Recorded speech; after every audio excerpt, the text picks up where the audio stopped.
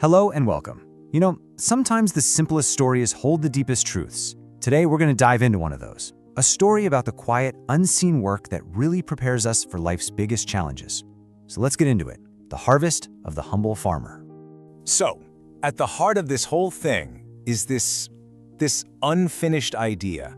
Land you don't plant. It kind of hangs in the air, doesn't it? It makes you wonder, what does it really mean to plant something? And maybe more importantly, what happens when we just don't? All right, so our story introduces us to two very different paths, and each one is represented by a character. We've got a proud crow, and we've got a humble farmer. And really, the choices they make are what this whole story is all about. First up, there's the crow.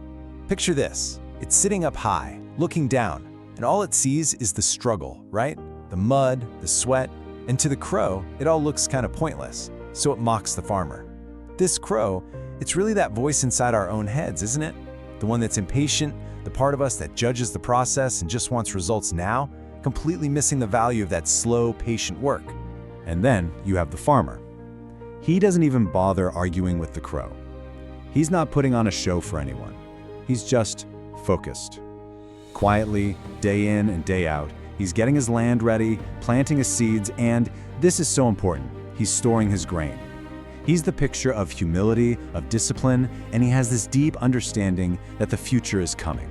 So right here you can see the two ways of being, side by side.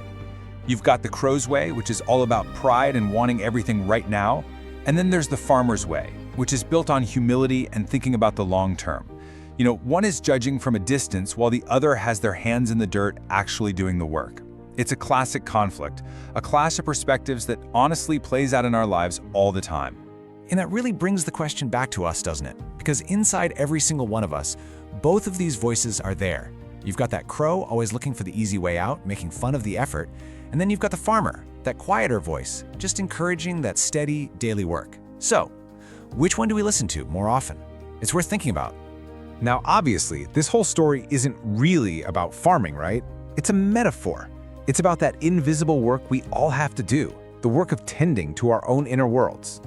The farmer's work is actually a perfect map for our own personal growth. Think about it. Tilling the soil, that's about facing the hard truths about ourselves, the stuff we might not want to look at. Then planting seeds, that's when we set clear intentions about who we really want to be. Tending the growth is the day-to-day practice, being disciplined, being compassionate with ourselves. And storing the grain, well, that's how we build up that emotional resilience, the stuff that's going to get us through the tough times. It's so true that the most important work we ever do, the real foundational stuff, is done when absolutely no one is watching. It's that quiet promise we make to ourselves every day, to take care of our own well-being. There's no applause, no recognition needed, it's just for us. Okay, so all this preparation, all this quiet work, it's all leading somewhere. Eventually, it's going to be tested. In the story, they call it the flood. In our lives, well, we might just call it a crisis. And then it happens. The great flood hits. This flood, it could be anything really. A loss, a major failure, some unexpected hardship that just knocks you off your feet. It's that moment of truth where all that preparation is suddenly put to the ultimate test. So when the water is rising, when things get really tough, only one question really matters. Whose foundation is going to hold? The one that was built on ego and empty air, or the one that was built on deep, consistent, quiet work? And the result? Well, it's as inevitable as the storm itself. The proud crow who never bothered to prepare for a rainy day, he's left with absolutely nothing. But the humble farmer, all that quiet discipline, all that stored grain, that becomes the very thing that saves not just him, but his entire family. His foresight literally becomes their salvation. And this is where we get to the real heart of the lesson.